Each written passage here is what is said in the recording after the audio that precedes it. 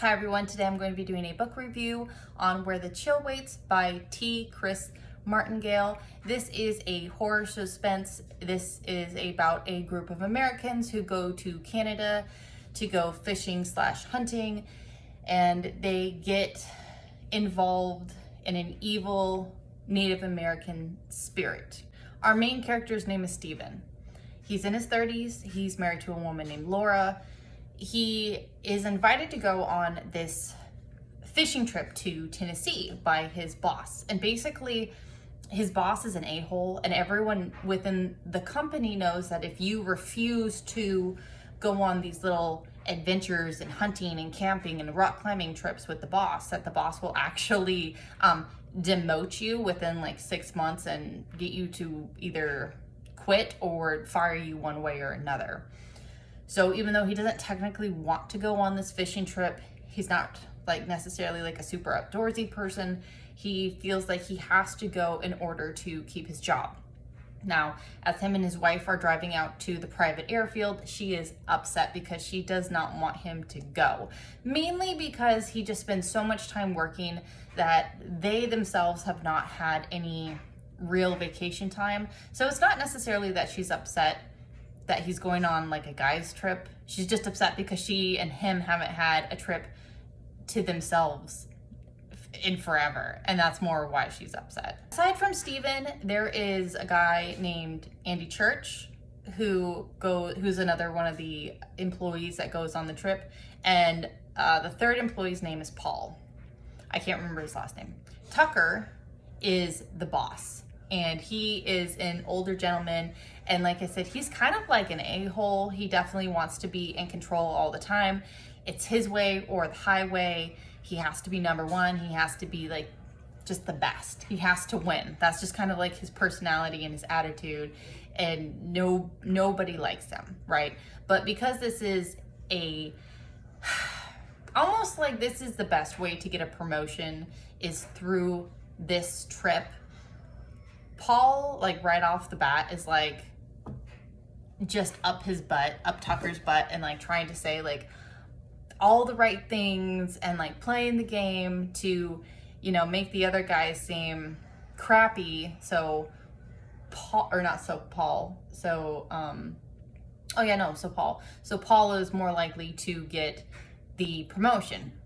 Now, unbeknownst to them, like when they're on the plane, partway through, Tucker makes an announcement that they're not actually going to Tennessee, they're going to Canada, because he bought some hunting property up there, and what better time to go and look at the property than right now. So all these guys were thinking they're going to Tennessee, they end up in Canada, just like out of the blue, right? So when you go through these chapters, you do not just stay in Steven's perspective, you actually go through Lauren's perspective as well, and then their Native American guide. Tabbajack is their Native American guide. So once they get to Canada, they get a guide who is kind of from the area. It's like his ancestors are from the area. He's actually from like one of the bigger cities, but decided to go to, you know, this small forest town because that's where his ancestors were, and he kind of wanted to get back to his roots. So he lives with his grandpa, whose last name is Wilson, and he becomes a guide for these 4 men.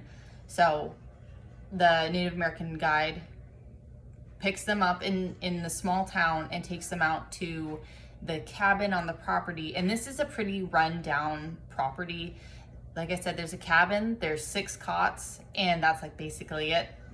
So they're kind of roughing it, and then like the next day, Tucker, the boss, wakes everybody up and is like, we're gonna target practice and then we're gonna go. Now, this was not what their guide wanted them to do. He was like, it's kind of already past noon. We really should wait and get a fresh start tomorrow. And Tucker is, of course, like, no, it's my way or the highway. If you want to keep your job, you're gonna take us out to those woods right now. So they go out into the woods, and like Tucker is like, I don't want to say hallucinating, but he's like seeing things that aren't there. Like this buck, this like 16-point buck that nobody else sees. He's just like, it went that way, and he just takes off and goes. right? And the night before, the guide had told Steven about like some of the native stories or folklore or whatever you want to call it from that area before. And one of them is like the Wendigo and what the Wendigo does, how it like kind of lures people in to consume their souls or their bodies. So Steven is like thinking about this stuff, and their guide had kind of told them the story, so now they're all kind of just like, well, that's kind of messed up, you know, kind of scary.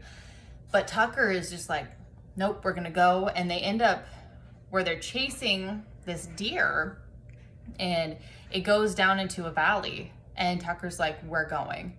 And their guide is like, no, like, I don't have a good feeling about this. Like, this is definitely like a place like we shouldn't be going. You know, like your sixth sense. And he's like, no, I don't want to go. And Tucker's like, too bad, we are. Let's put a vote to it. So Tucker wants to go. Paul, of course, wants to go because Tucker wants to go and he's up his butt.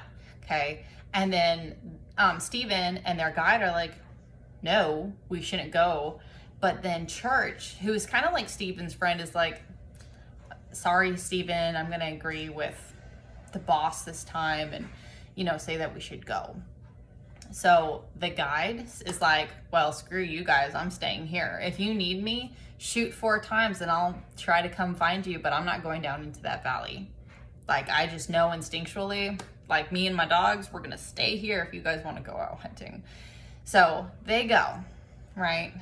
Now, in the little synopsis or like the little description or teaser, it does say that the 4 men go into the forest, they go into the valley, but only 2 return. So that's where I'm going to leave that off. Now, I don't necessarily think there's a lot of character development within Steven, because Steven is already kind of like a strong character. And I really like Steven as a main character. I also liked Andy too. I thought Andy was kind of like, you know, the funny fat older dude. Tucker, of course, I didn't like. Paul, I didn't like because he's like such a brown noser. I like the Native American guide. I thought he was also a great character, and I like the fact that he actually like listens to his sixth sense and like his instincts, and just like remembers like, well, you know, like grandpa said, like my grandfather said this about our ancestors, so like maybe I should listen to it and I should, you know, go with my instincts, go with what the, you know, the dogs are signaling, and I'm just like, you know, wait here. So I do like him as well. The wife, Lauren, I didn't originally like, because I didn't like how she left things when Steven went on the airplane. Like, she didn't say like, I love you, goodbye, and like kiss him. She just kind of like took off because she was angry. And I hate that. Like, for me as a wife, like I always say like, I love you, like hugs and kisses, because I know like in my mind, it's just like, I may never see you again, because you just never know with life. And, you know, later on it does, like she does explain, and so does Steven, that's very unusual for her to do. And it was just because like in the heat of the moment she was really upset, and then she like instantly regrets it, which I'm like, good. So aside from character development, I don't necessarily say there's a lot of character development, because they're already strong individuals, and most of the story happens in a 1 week time span, so it happens relatively fast. The pace of the story I thought was really good. I think it is chapter like 5 or 7 is when stuff gets really interesting and more intense. So you start seeing like little red flags start to pop up about like kind of people's characters, or like there might be something wrong with this person. So I do like the lead up to it, and just like throughout the whole story, I thought it was well written and it went really smoothly. I actually listened to the audiobook, and I thought the guy who did the audiobook did a great job. I really like listening to him.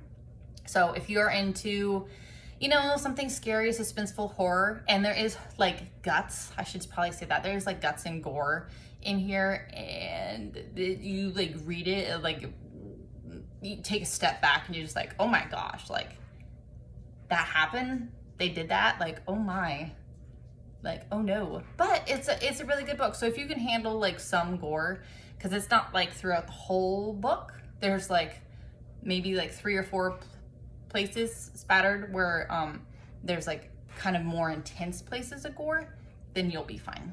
But I would recommend this book if you like horror, suspense, and I also like the Native American lore that was like mixed in as well. I thought it just like flowed really, really good. Anyway, I appreciate you guys watching. I hope you have a wonderful day.